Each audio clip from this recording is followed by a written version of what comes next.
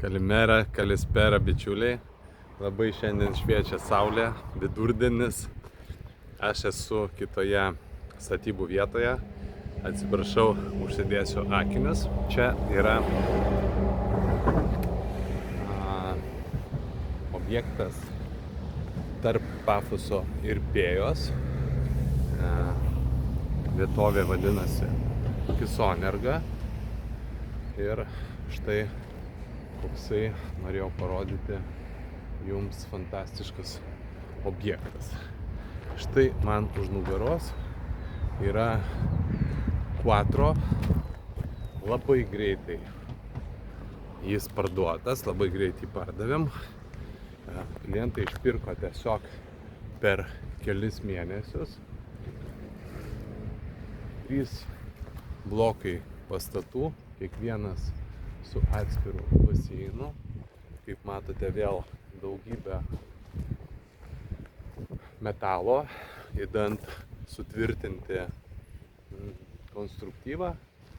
Ir štai objektas iki nekilnojamo turto, iki štai ten aptvertas. Kiekvienas blokas turės po baseiną. Ir ką matau, labiausiai patinka žmonėm, kurie nori būti arti jūros, galbūt šiek tiek ramesniai vietovai. Tai naujas objektas, kadangi čia išparduota, bus vystomas štai ten visai šalia, kur matosi palmės, palmių giraitė. Visiškai šalia. O dabar šiek tiek apžvelgime dar ir infrastruktūrą. Pamatysit, kokiu atstumu yra jūra.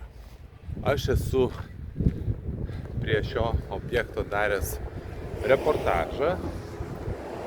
Kas netingi gali pasiieškoti. Prieš, manau, 2 kartus ir prieš metus, kai tik buvo paskelbta, ir dar kartą prieš gerą pusmetį. Dabar matome judėjimą, bet vystytojas čia yra šitoje vietoje pėsčiųjų perėja ir bus galima nesunkiai perėti.